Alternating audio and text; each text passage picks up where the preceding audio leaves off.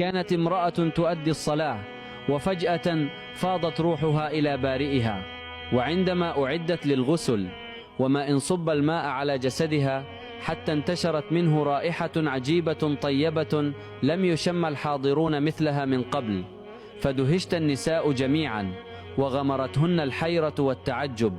ثم حمل جثمانها للصلاة عليها، ولما مر الجنازة في أزقة الحي أخذ الناس يتوقفون ويتساءلون، وقد شغل أذهانهم سؤال واحد: من هذه المرأة التي تفوح من جسدها رائحة الطهر والسكينة؟